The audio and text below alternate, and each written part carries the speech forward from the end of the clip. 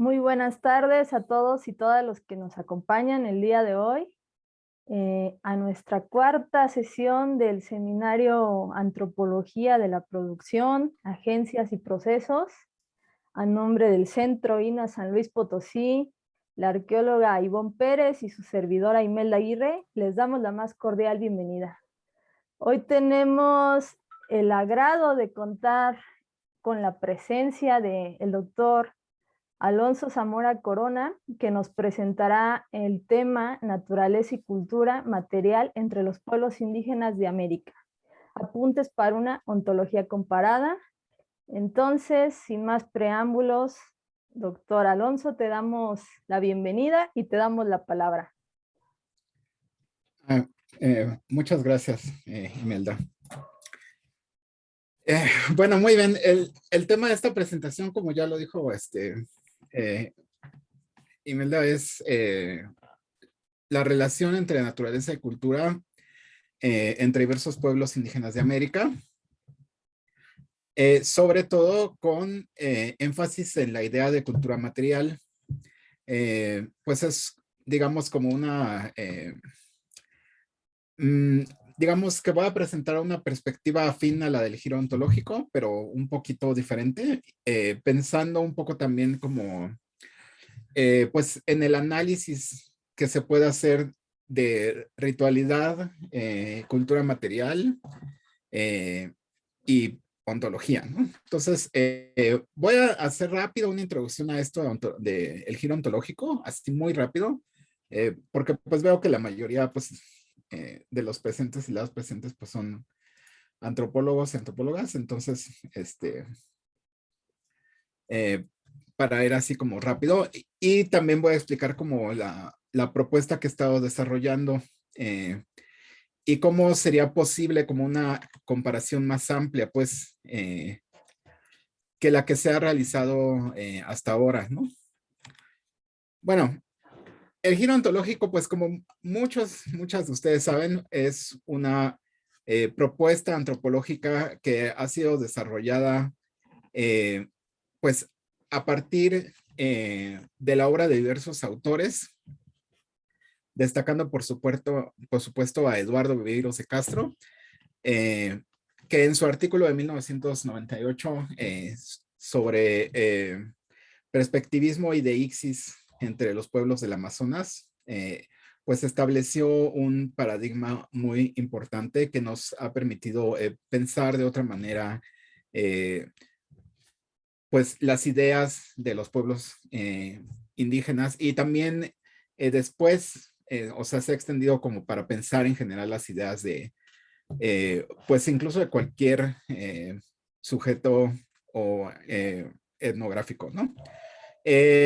Aquí tenemos, por ejemplo, a dos importantes referentes también, a Philippe Descola, que ahorita voy a hablar un poco más, y a Martin Holbert como parte de la escuela inglesa, ¿no? Ahora bien, bueno, esto igual ya estarán familiarizados, pues lo que propone Viveiros de Castro es un perspectivismo, ¿no? A partir tanto de su trabajo etnográfico como el de una de sus estudiantes, que fue la que notó lo que voy a explicar ahorita, se desarrolla una idea de que pues en el mundo amazónico, todos los seres vivos tienen una perspectiva sobre lo que son y lo que son el mundo que los rodea, y esa perspectiva, o sea, no es la misma entre los seres, ¿no? Entonces, pues de lo que se da cuenta, o más bien sacando información etnográfica de sus estudiantes y sintetizando también con las tendencias que él ya había detectado en su monografía sobre los Aragüete, pues Viveiros de Castro propone esta famosa idea de que lo que nosotros vemos como natural en realidad es cultural y viceversa. Es decir, por ejemplo, afirmaciones de los chamanes amazónicos como que la sangre es la cerveza del jaguar, ¿no? O sea, el jaguar ve a la sangre de sus víctimas como cerveza, ¿no? O que el lodo en el que el pecarí se revuelca es el patio ritual y el pecarí se ve a sí mismo como un sacerdote que hace una danza, ¿no?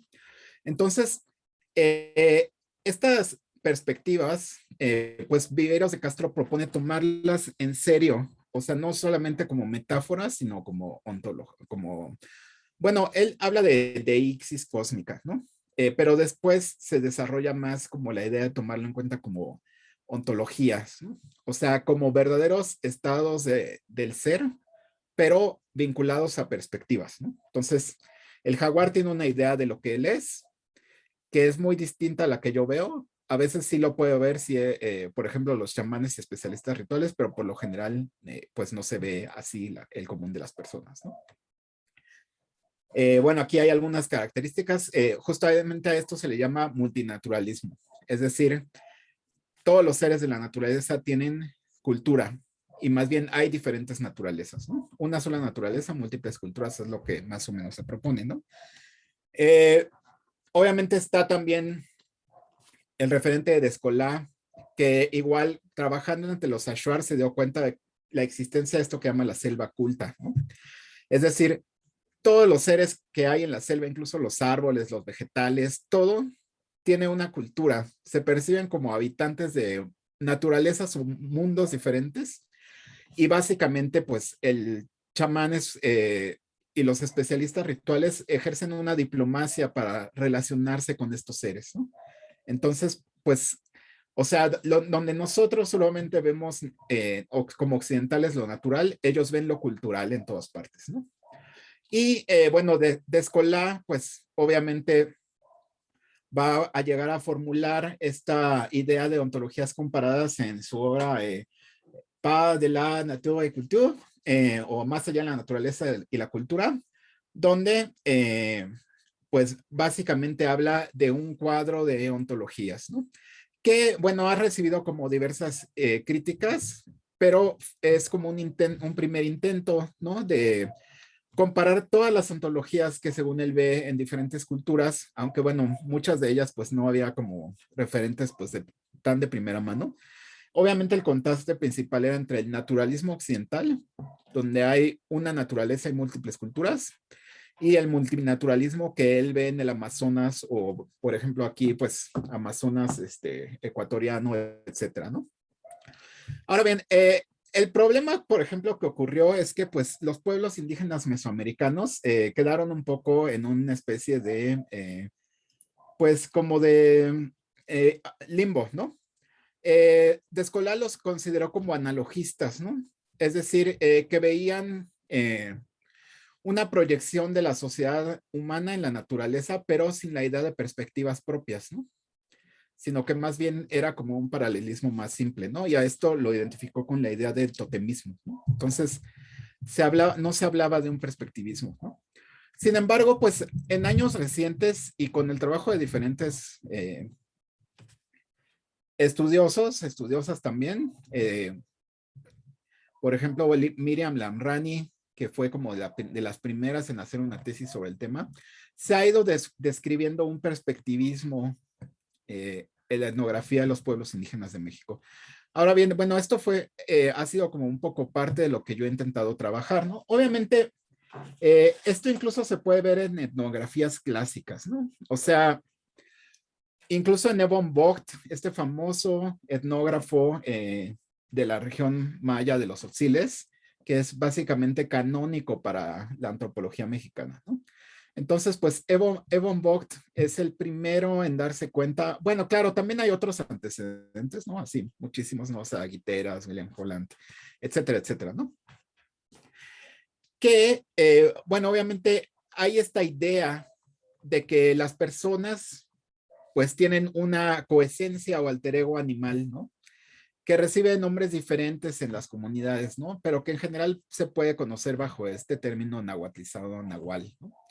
Entonces, tanto Vogt como otros, ya me he mencionado a Holland, eh, eh, esta imagen creo que es de Gary Gossen, etcétera, se descubre que, bueno, los nahuales de las personas son animales, pues, generalmente salvajes, pero lo curioso es que estos animales que son como, pues, son comilla almas, ¿no?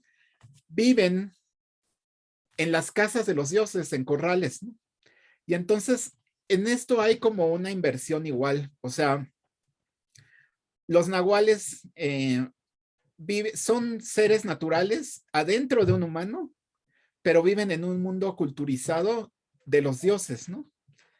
Que es un mundo que pues es paradójico, porque obviamente pues o sea, bueno, sí puedes tener un jaguar en un corral y lo que sea, pero realmente estos seres generalmente pues no viven así, ¿no? Entonces, el propio Vox se da cuenta de algo que me parece así como muy fundamental, que es justo esto que afirma en Tortillas para los Dioses, ¿no? Una afirmación común sobre las plantas es que aunque los sinacantecos vivos, gente normal, recolectan plantas salvajes en las montañas, los dioses ancestrales las cultivan como plantas domesticadas en jardines. Las especies salvajes son recolectadas de los jardines de los dioses, ¿no? Entonces, los dioses ven a la montaña como una casa y pues, a las plantas salvajes que no se pueden cultivar como plantas domésticas que crecen en sus jardines, ¿no? Entonces, básicamente, los dioses ven a la naturaleza como una casa, ¿no? Y esto se puede más o menos resumir con esta afirmación: la naturaleza es propiedad de los dioses como un hombre puede ser dueño de una casa o de un pollo, ¿no? Y de aquí se puede sacar esta como máxima, ¿no? La naturaleza es la cultura material de los dioses, ¿no? Eh, bueno, voy a mencionar poquito mi trabajo entre los quiché.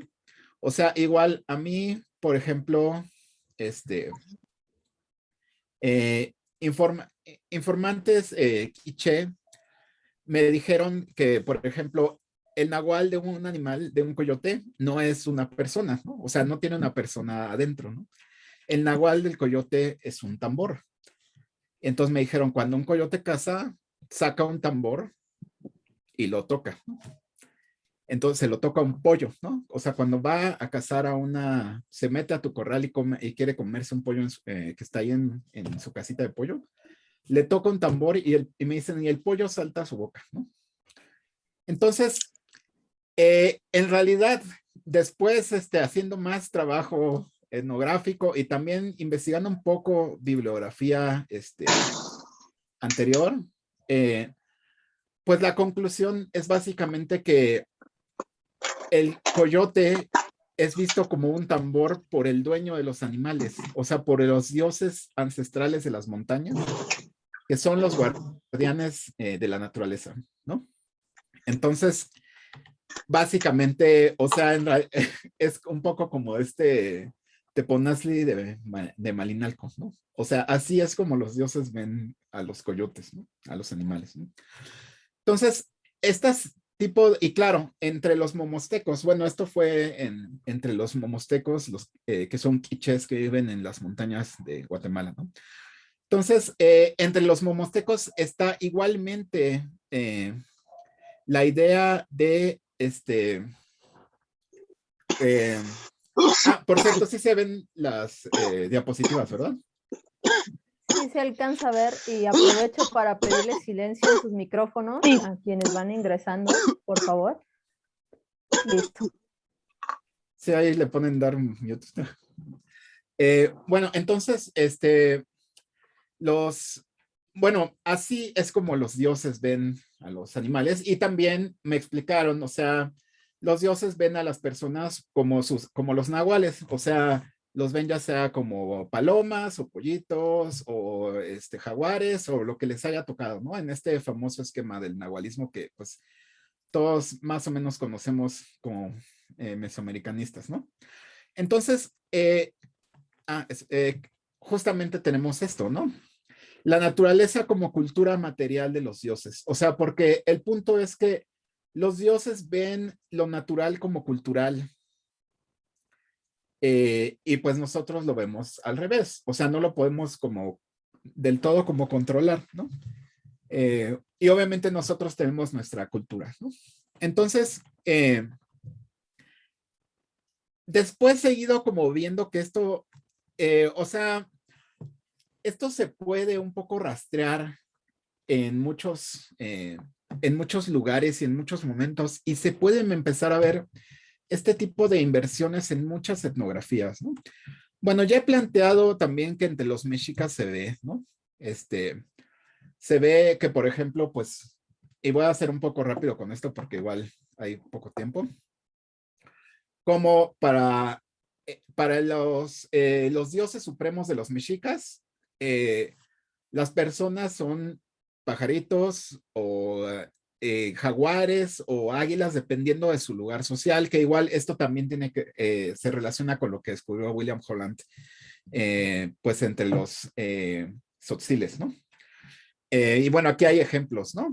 O sea, cuando se dirigen a los recién nacidos y le dicen, pues eres el avecita, la piedra preciosa del dador de vida, ¿no? Que pues este es Catlipoca, ¿no? El que se inventa a sí mismo, ¿no? O también a veces del sol, por ejemplo, aquí viene le hablan al sol y dice, aquí está tu zacuán, tu merecido, tu quechol, ¿no? Etcétera, etcétera, ¿no? Igual aquí se decía que eran las aves azules, los turpiales y las preciosas aves de Tezcatlipoca, ¿no? Esto se puede rastrear también en la poesía mexica, ¿no? O sea, por ejemplo, en Cantares Mexicanos, que es un manuscrito, pues hay que recordar lo colonial, ¿no? Entonces hay mucha aparición del dios cristiano y demás. Sin embargo, se puede rastrear esta idea de que el mundo humano es una creación cultural de los dioses, ¿no? Y el tema principal es la idea del libro, por ejemplo. Dice, mucho en tus libros en el interior de las pinturas se halla el monte, el agua, Tenochtitlán, pero aquí están hablando de las pinturas del dador de vida. Y dice, colocas tu teponaztle de jade y lo haces sonar, porque lo que dicen es que el Dios Supremo es como un cantor. Y dice, tú contemplas el libro, oh Padre, todos allá parecimos nosotros los más iguales, ¿no? Entonces, los dioses crean el universo pintándolo, ¿no? Y el cantor mismo es un ave preciosa, ¿no? Dice, canto las pinturas del libro, las voy extendiendo, soy loro florido. Yo hablo mucho en la casa de las pinturas, ¿no? Entonces, o sea, estas imágenes, pues lo que propongo es verlas no solo como metáforas poéticas, sino como afirmaciones ontológicas, ¿no?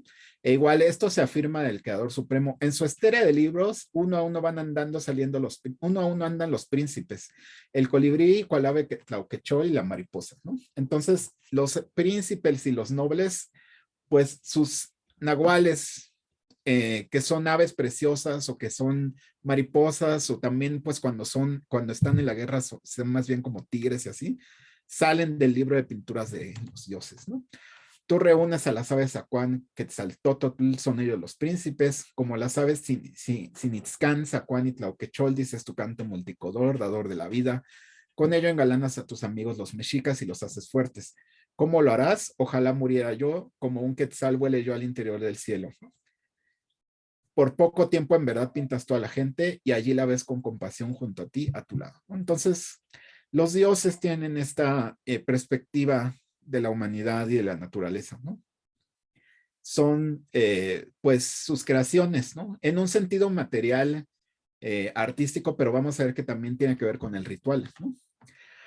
Igual, bueno, esto lo voy a dejar para otra ponencia que voy a dar más adelante en Mesoamericanos, ¿no? Pero igual hay un perspectivismo andino también que se puede descubrir en las etnografías contemporáneas, ¿no? Aunque no voy a tocar mucho este tema, ¿no? Y las formulaciones son prácticamente las mismas. En los Andes, los dioses de las montañas se llaman Apus, ¿no? Y pues igual que en todos lados, son ellos mismos personas, ¿no? Lo interesante es que aparece lo mismo, o sea, básicamente lo que se dice y que se puede encontrar en etnografías andinas es que los animales salvajes de las montañas de Perú son vistos como animales domésticos por los Apu, ¿no? Entonces, el cóndor es la gallina del Apu, o sea, lo mismo, vive en alguna casita de gallinas, pero nosotros lo vemos pues como un animal salvaje, poderoso, ¿no? Igual, los depredadores y así, el zorro, por ejemplo, es el perro del Apu, ¿no? Eh, y así, ¿no? O sea, hay como una inversión de naturaleza-cultura, ¿no? O la vizcacha es la mula del Apu, ¿no? Etcétera, etcétera, etcétera, ¿no? Entonces, o sea, y dice eso básicamente, tanto los animales salvajes, cóndor, vizcacha, venado, como los domésticos son domésticos para los sapos. O sea, porque como todos los animales son sus creaciones, no hay para ellos naturaleza como tal. Todo es cultura, ¿no? Y bueno, obviamente ahí está paralelismo que son como humanos, etcétera, ¿no? Ahora bien, mi pregunta es, o sea, ¿se puede como hacer entonces como ontologías comparadas en este otro sentido? O sea, porque el problema, por ejemplo, con de Escolá es que él establece como esta separación muy tajante entre Amazonas y Mesoamérica, ¿no? Y los considera dos grupos diferentes, uno totémico, el otro animista, ¿no? Dentro de esta terminología que usa, ¿no?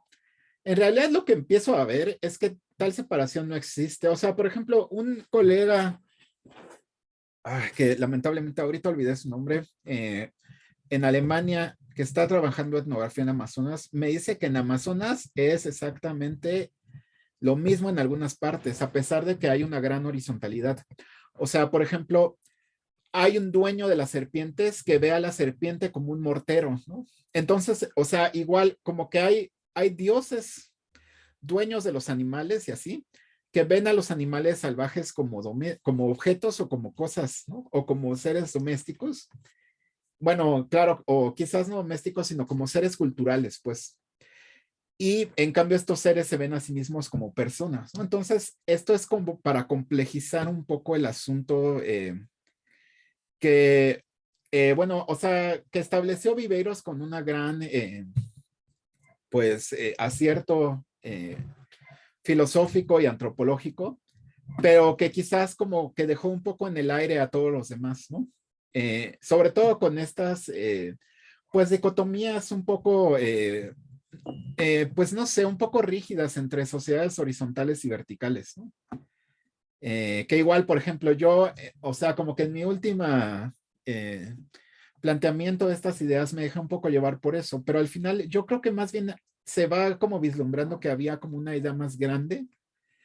O sea, este colega de Alemania me dijo, es que más bien existe la potencialidad de lo vertical en el mundo amazónico, pero nunca se actualiza en la sociedad.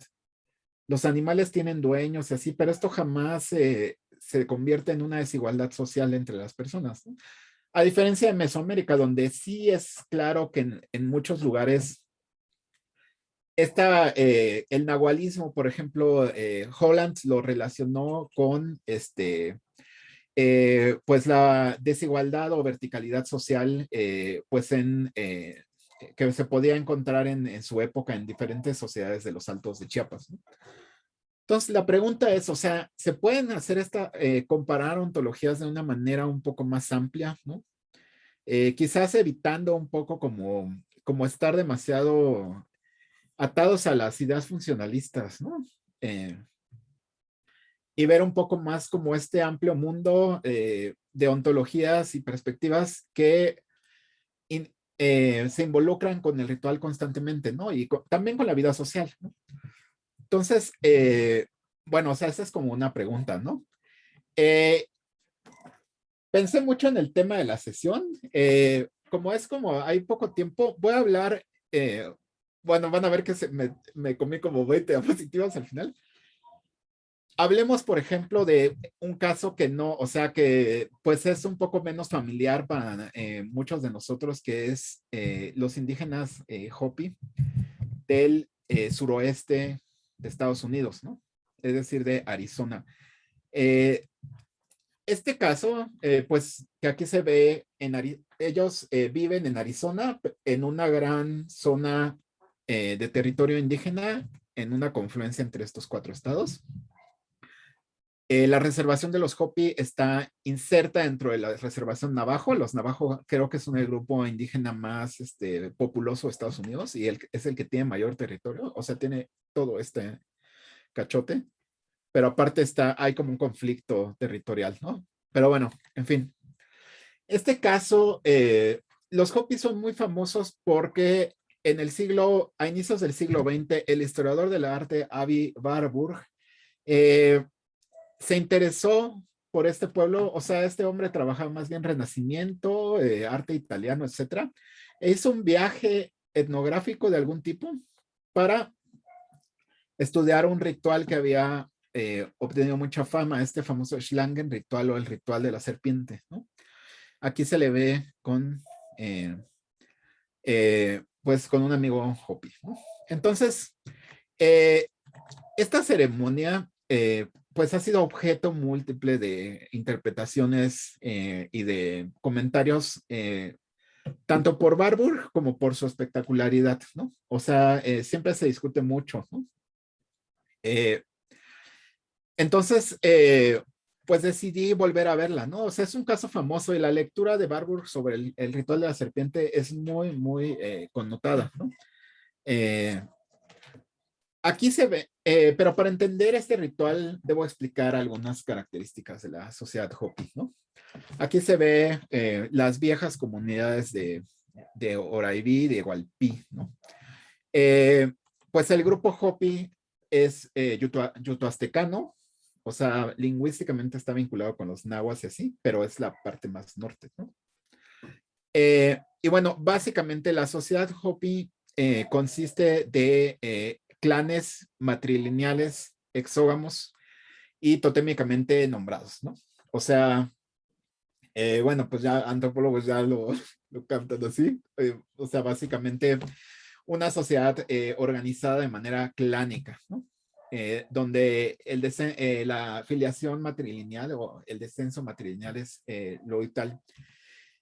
Estos clanes están vinculados a una compleja mitología, ¿no?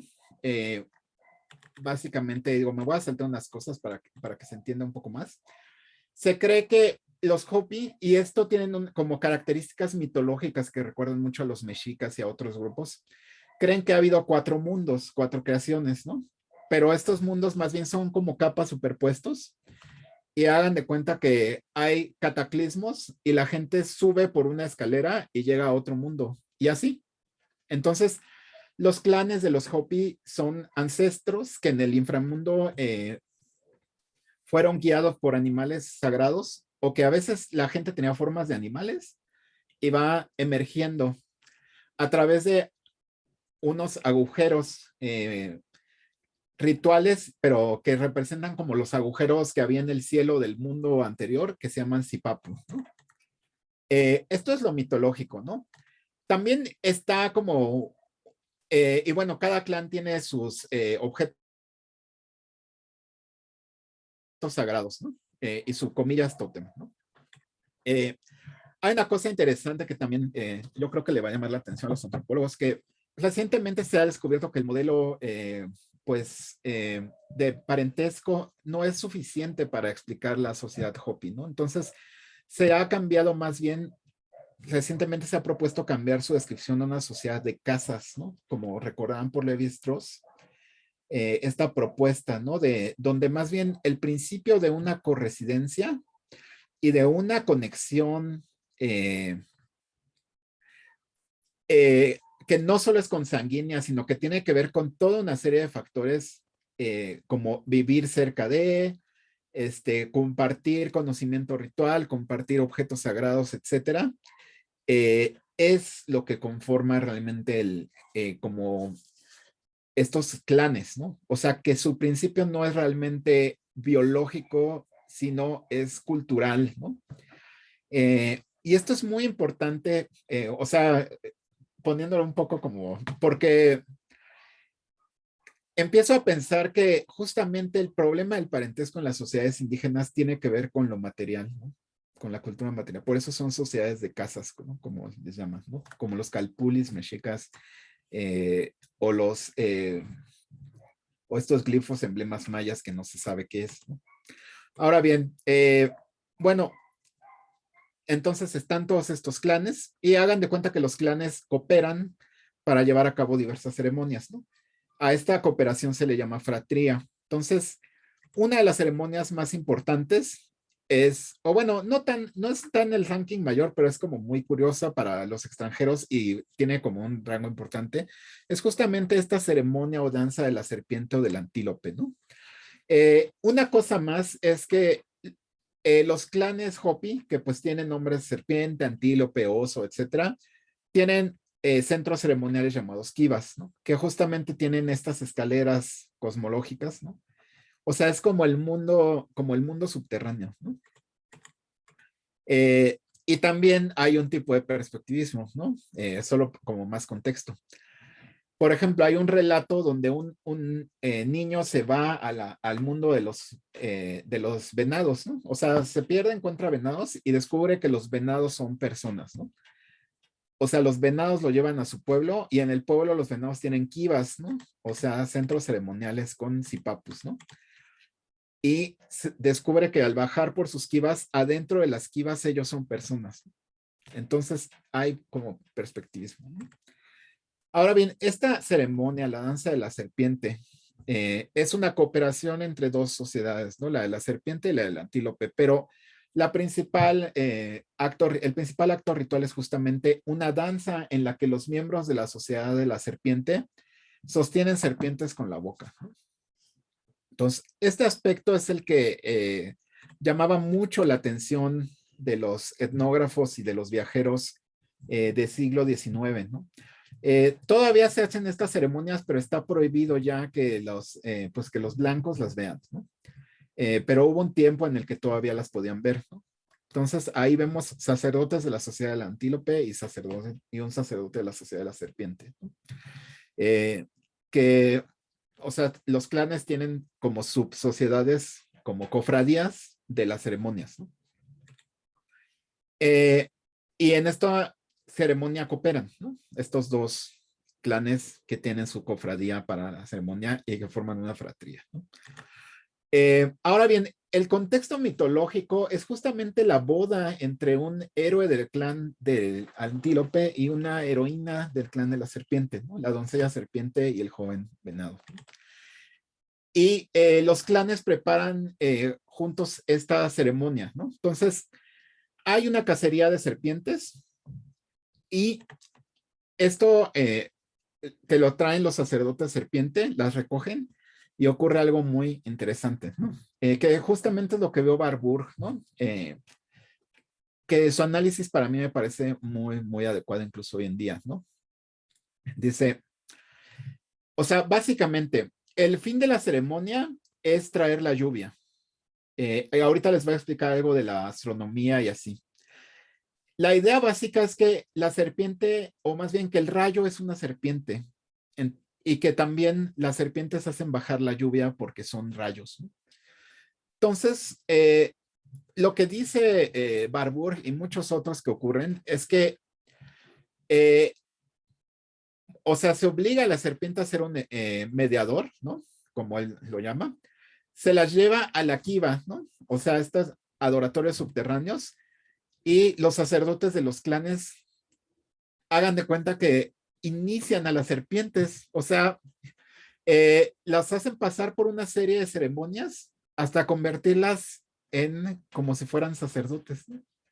Hasta les cantan y les dan conocimiento iniciático, ¿no? Pero ocurre otra cosa más que es interesante. Los sacerdotes hacen, bueno, digo, estas fotos son muy viejas, o sea, ya nadie sabe cómo se ve esto. Un dibujo de arena con serpientes del rayo y después de su iniciación se arroja a la serpiente sobre el cosmograma de arena y se destruye el cosmograma, ¿no? O sea, la serpiente se sacude en él y se cubre de las colores de la pintura. Entonces, lo que dice Barbour y que pues siempre queda muy adecuado siempre es que dice, este es el significado del todo el ceremonial. Las serpientes iniciadas y consagradas en mágica comunión con los indígenas son las mediadoras solicitantes y provocadoras de la lluvia. Son como santos de la lluvia vivientes isomórficos, ¿no? Y estos, digo, obviamente esto es muy interesante. Tiene que ver obviamente con el perspectivismo, ¿no? O sea, pero en múltiples niveles, ¿no? El rayo es una serpiente, ¿no? O sea, pero aquí es curioso, o sea, eh, el rayo tiene otra naturaleza metida, ¿no? Que es la de la serpiente. Pero ahorita vamos a ver que hay una complicación más, ¿no? Pero al mismo tiempo, la serpiente es un tipo de persona, ¿no? O sea, se convierte en un tipo de sacerdote, ¿no? Y además, y yo creo que esta es una de las claves, se le enseña a, o sea, a pintar, ¿no? Se le convierte en un tipo de artista, ¿no? Eh, para que traiga lluvia buena y tal y como los Hopi esperan, ¿no? Entonces se le empapa con las imágenes, ¿no? Y además se le inicia como si fuera pues un sacerdote, ¿no? Y yo creo que hay una cosa más. Vimos cómo en las kivas los animales se vuelven personas. Entonces yo siento que aquí hay una inversión también de que las personas, porque este es el clan de la serpiente, y solo el clan de la serpiente sabe cómo domar a las serpientes porque su ancestro es obviamente una serpiente, ¿no? Entonces, es como, o sea, hay esta inversión. Los hombres se vuelven otra vez lo que traen adentro, o sea, sus ancestros clánicos serpientes, ese es como el secreto de la Kiva, ¿no? O sea, regresan al mundo en el que la serpiente es una persona y la persona es una serpiente. Se dan cuenta, es como una inversión, ¿no? Por eso es como un lugar secreto y sagrado, ¿no? Pero obviamente la Kiva es como eh, es funcionalmente equivalente a muchas de las estructuras sagradas, como por ejemplo los altares de los quiché, es lo mismo. O sea, en el altar de los quiché están las personas, pero como sus nahuales, ¿no? Y para hacer un quiché del patrilinaje, tienes que ser metido al altar en una ceremonia. Entonces, igual aquí ocurre como, o sea, una confluencia muy, muy fuerte entre ritualidad, eh, parentesco, pero también organización social y cultural, ¿no? Y tiene que ver obviamente con la dicotomía naturaleza-cultura, ¿no? Aquí se ve la pintura, ¿no? Con su altar, ¿no? Obviamente todo esto es un cosmograma, ¿no? O sea, está la cosmovisión Hopi con sus direcciones, sus colores. Eh, hay muchas similitudes con Mesoamérica, la verdad que no he abundado en ellas en el curso de esta pequeña presentación, pero incluso tienen una serpiente con cuernos de la lluvia, ¿no? Que es como un tipo de Quetzalcóatl, etcétera, ¿no? Eh, bueno, aquí hay un video de la danza, pero me lo voy a saltar hasta el final, yo creo, eh, porque no va a dar quizás tiempo, ¿no? O bueno, si da tiempo, sí. Obviamente, Barbour, eh, con su, pues con su suspicacia se dio cuenta. ¿Quién sabe cómo le hizo? ¿No? Bueno, era un genio, así como que tenía intuiciones muy, como muy increíbles, ¿no? Se dio cuenta justamente de que la pintura Hopi y la danza de las serpientes era como bueno, también se puede decir que la influencia es, por ejemplo, la rama dorada de Fraser, ¿no? Era como un equivalente funcional de la idea por ejemplo, la electricidad, ¿no? En el mundo norteamericano que él estaba viendo, ¿no? O sea, recordemos que esto era, justamente él pone esta foto de cuando van poniendo los postes eléctricos, no me acuerdo si en San Diego o algo así, ¿no? O sea, pero dice, hay como, es la misma cosa, ¿no? Eh, o sea, la serpiente del rayo de ellos y nuestras líneas eléctricas, ¿no? O sea, se da cuenta que hay como esta afinidad, que el tema del ritual es como tecnológico en cierto modo, ¿no? Pero obviamente es que hay como, o sea, en el fondo no está tan lejos, pero es por algo diferente a lo que pensaban. O sea, antes se pensaba que la magia era un tipo de ciencia o técnica fallida. Aquí más bien lo que vemos es que tiene como una posición muy coherente, ¿no? O sea, es como una tecnología en un mundo con otra ontología, ¿no? El ritual y la magia. Eh, o sea, digamos que es como la tecnología de este mundo cosmopolítico distinto, ¿no? Entonces, o sea, sí es verdad, pero no es tanto que sea el predecesor de la ciencia, es más bien que es una ciencia en otra ontología, ¿no? O sea, como lo que obtienes cambiando las coordenadas ontológicas del mundo, se convierte, eso es como la magia, ¿no? Ahora bien, hay otro elemento también o sea, hay como más elementos de complejidad y que bueno, ya casi se acabarían 50 minutos, ahí me avisan cuándo le corten.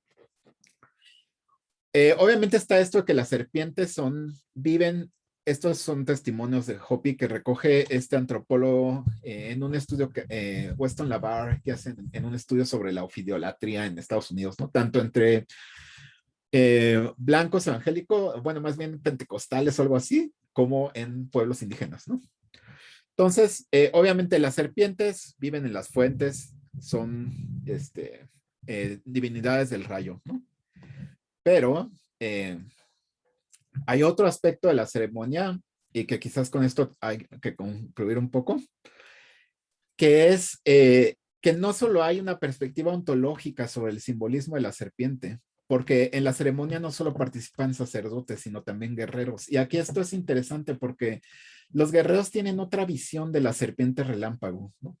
Labar los entrevista y se da cuenta que para los guerreros que tienen sus dioses diferentes, la serpiente del rayo es la flecha de los dioses, ¿no? The lightning snake is the arrow of the gods, ¿no?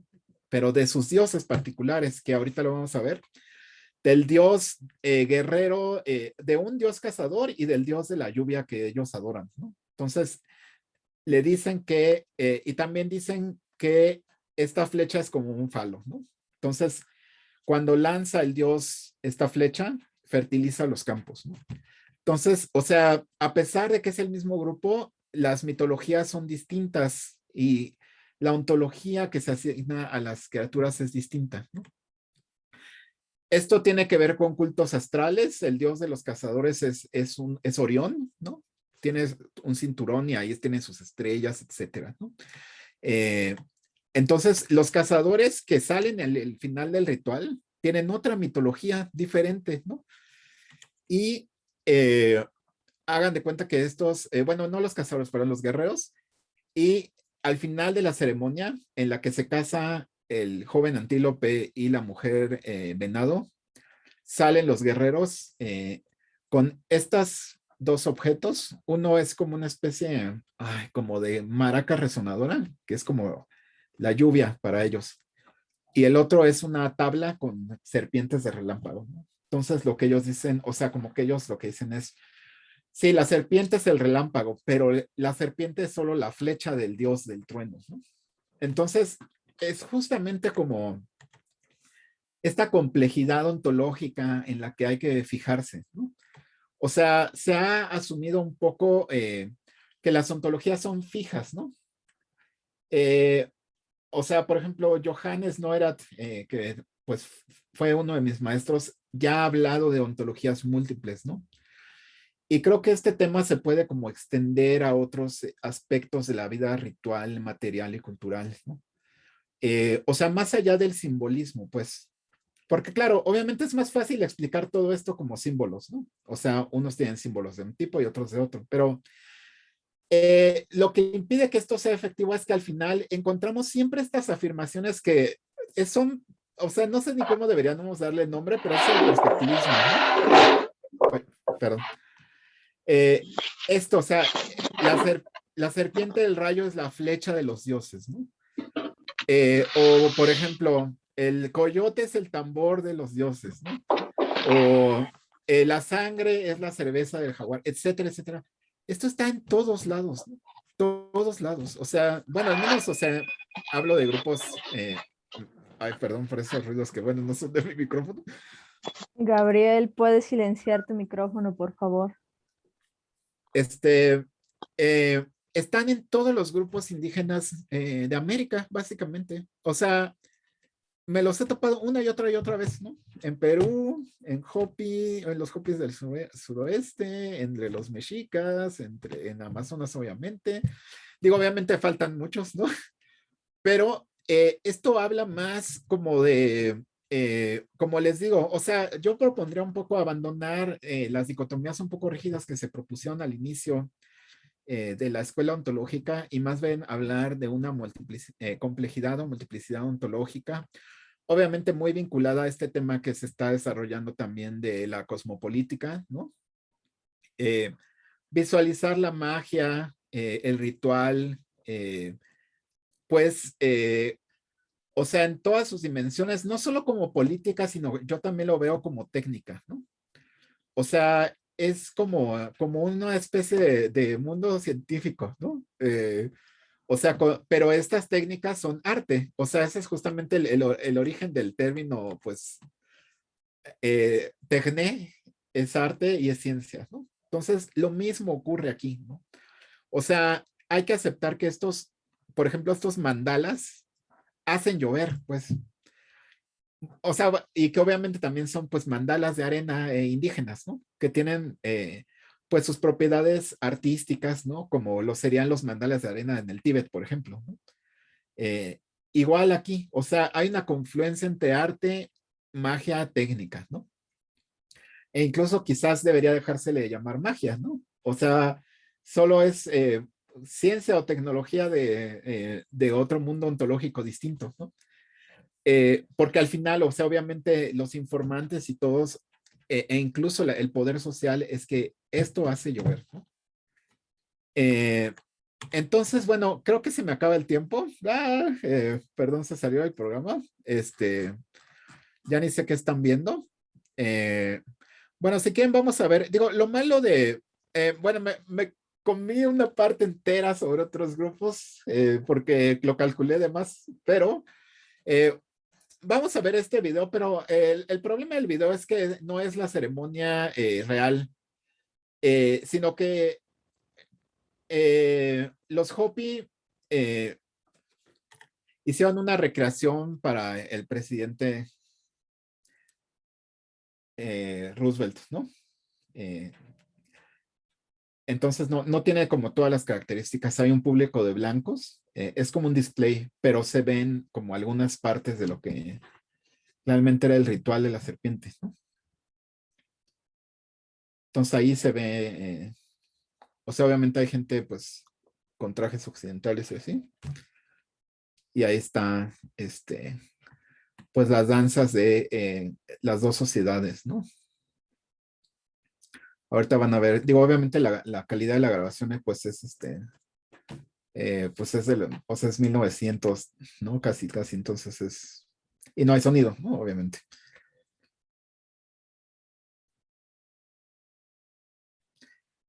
Pero ahí se ve, ¿no? Ahorita van a verlo más de cerca. No solo los Hopi hacen esta ceremonia, también la hacen los Zuni y muchos otros, ¿no? O sea, porque hay como una área cultural compartida, eh, lo de los indígenas llamados pueblo, ¿no?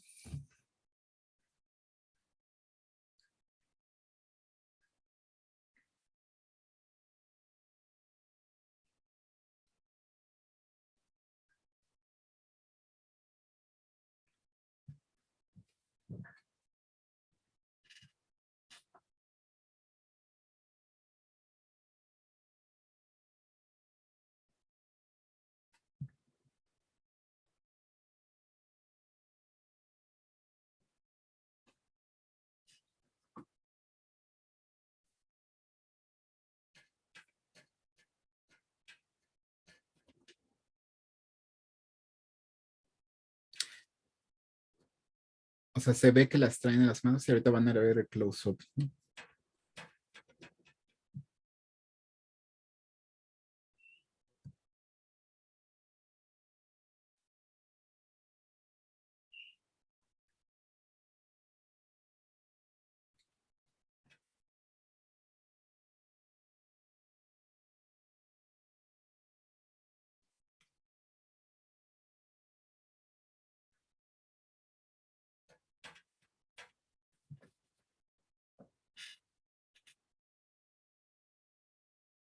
Ahí se ven, ¿no? Los settlers, ¿no? Que hasta se están como riendo o algo así, ¿no?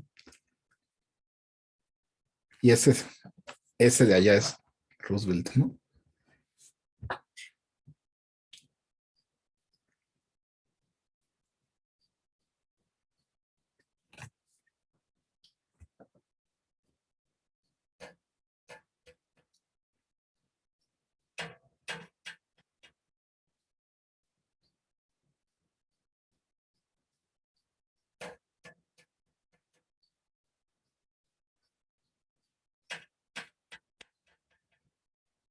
Y ahí se ven, ¿no? Cómo te abstraen en la boca.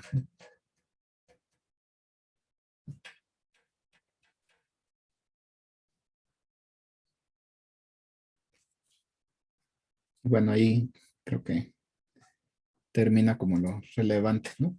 Digo, pues es una grabación, a ver,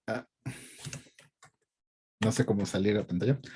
Pero, o sea, lo importante y como para concluir y que también, o sea, es como, el punto es que la serpiente no es un objeto en la danza, es un representante ritual ella misma, o sea, baila con el sacerdote, con el danzante. Y de hecho, el fin de esta representación era, dicen que cuando la serpiente baila bien y ya no muerde, obviamente, porque hay como toda una serie de técnicas que hacen para que no los muerda, eh, se pone contenta y hace ella llover, ¿no? Porque ella es la lluvia y es también un sacerdote, ¿no? Entonces, o sea, el punto ahí es ese, o sea que naturaleza se vuelve cultura y se vuelve humana y viceversa, ¿no?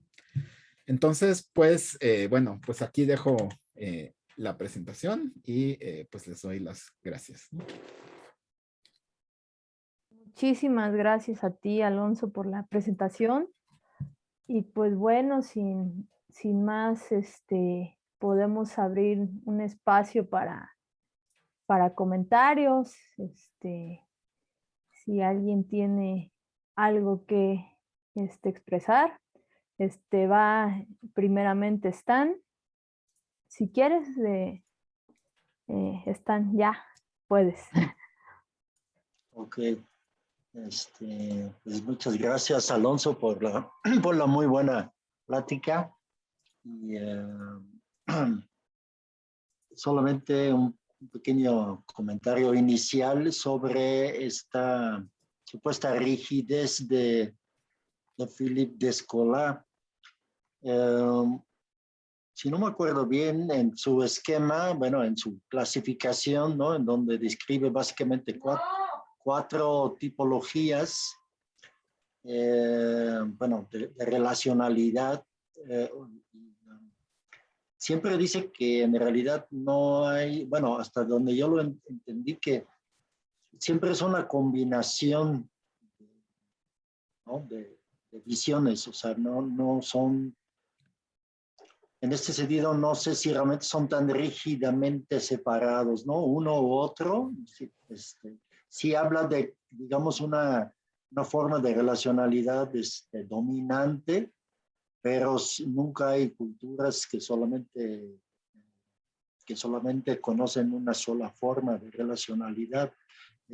Hay como secundarias o terciarias, ¿no? Donde, entonces, en este sentido, esto nos hace, suaviza un poquito esta idea, ¿no? Y, y, y bueno, tal vez también lo hace un poco más complejo porque hay que, si hay distintas formas en cada grupo, cada cultura, la cosa obviamente no facilita poder distinguir, ¿no? Este tipo de relacionalidad. Bueno, eso nada más como un pequeño comentario inicial, digamos.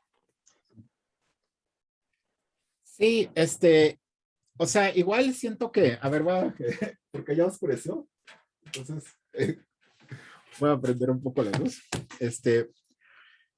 Sí, o sea, igual siento que más bien, más que de Escolá mismo, quizás es como sus intérpretes, ¿no? O sea, porque finalmente como que hubo una dificultad en hacer la recepción del perspectivismo o del ontologismo, ¿no? En Mesoamérica, que dio pie pues a este debate o malentendido entre cosmovisión y ontología, que pues realmente cada vez me doy un poco más de cuenta que en el fondo no existía esta contradicción o debate, ¿no? O sea, cosmovisión o cosmología pues eran realmente los cosmogramas, la manera en que se organizaba el universo, y ontología pues habla de relaciones entre existentes, ¿no? Entonces, pues igual, o sea, siento que O sea, como que siento que hay un esfuerzo más, cada vez más en la antropología por superar como las dicotomías y clasificaciones rígidas, ¿no? Y empezar como ya a ver o sea, en lugar de ser como escuelas militantes de las cosas, y decir, oye, esto y esto, más bien es como empezar a enriquecer como todo nuestra comprensión.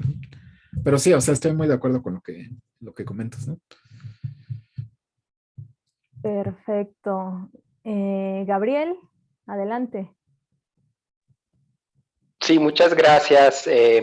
Felicidades, Alonso, me gustó mucho tu presentación y a mí me interesa mucho, y lo expresé ya en los comentarios en el chat, esa parte que me emociona mucho, que me entusiasma del perspectivismo mexica. Y quisiera preguntarte si tú ya has publicado algo al respecto. Sé que has trabajado nos has presentado algunos textos, algunos borradores, pero yo creo que sí sería como un campo muy, muy, muy rico que podría ser aprovechado muy bien. Se podrían escribir varios textos. Simplemente un estudio de los cantares mexicanos desde una Exacto. perspectivista sería fantástico, ¿no? Sería algo increíble, ¿no? O sea, abriría un campo de estudio, porque yo siento que a través del perspectivismo entendemos muchísimo mejor los cantares mexicanos. Exacto, sí, sí. Más de la perspectiva de León Portilla O Birhorst, por ejemplo, ¿no? o Birhorst, por ejemplo, ¿no? Que ya la perspectiva de Birhorst es bastante novedosa y Exacto, es bastante muy buena, ¿no? interesante, pero una lectura perspectivista de los cantares sería algo fantástico, yo creo, ¿no? Entonces, pues te pregunto, ¿no? O sea, ¿tienes ese proyecto en algún momento? Yo le entraría con muchísimo gusto, la verdad. Sí, o sea, de hecho es algo que he estado pensando últimamente, porque sí, o sea, Yo también. uno de los temas principales es este del libro, ¿no? Está muy fuerte. Obviamente tiene algunos antecedentes quizás europeos, porque bueno, se habla mucho tanto de Dios como de dador de vida, como sabes, es un texto híbrido. Eh, pero sí, o sea, está constantemente, igual también hay otros temas que no manejé aquí, como este de la identificación con el enemigo, ¿no? Es muy fuerte, o sea, bueno, lo hemos comentado con Stan también, como los poetas mexicas se disfrazaban de sus enemigos, ¿no? De huastecos o de otomíes.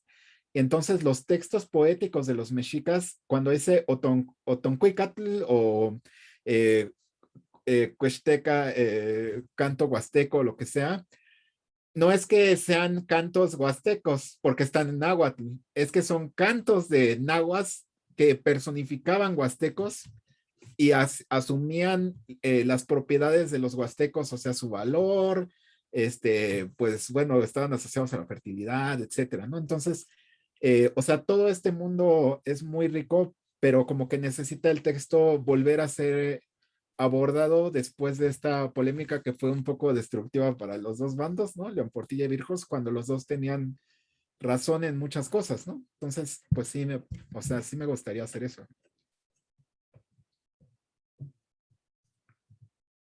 ¿Alguien más?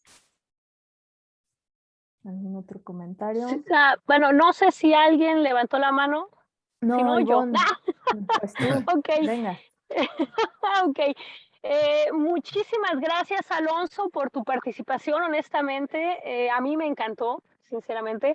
Yo como arqueóloga me gustó mucho este planteamiento que nos haces con respecto a los objetos, ¿no? Y a la cultura material.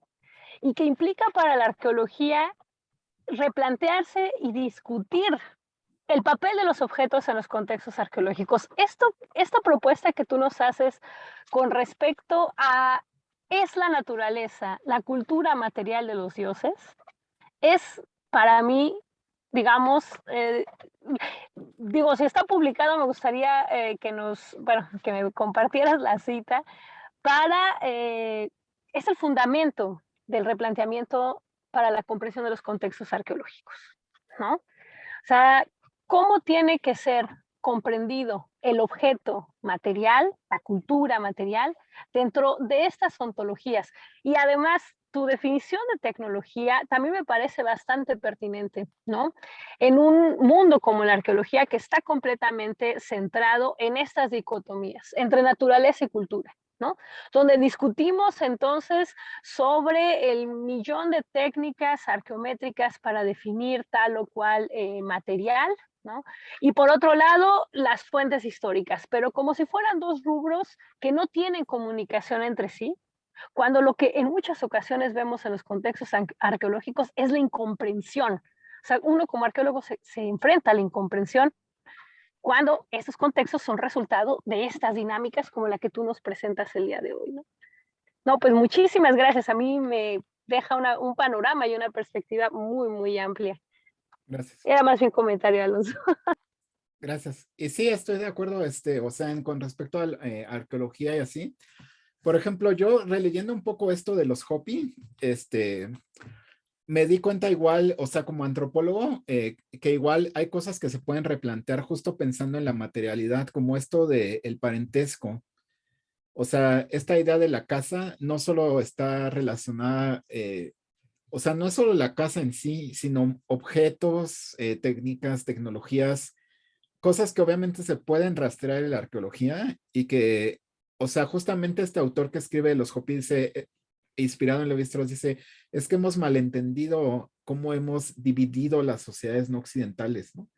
O sea, hemos pensado en un parentesco biológico, cuando en realidad, pues lo que vemos como un parentesco es más, es materialidad, es compartir un hábitat, es como muchas cosas, ¿no? Y obviamente, pues sí, o sea, la arqueología yo creo que ahí también es como algo fundamental, ¿no? Porque pues ella es la que descubre la materialidad de la vida humana, ¿no? A lo largo de toda la historia.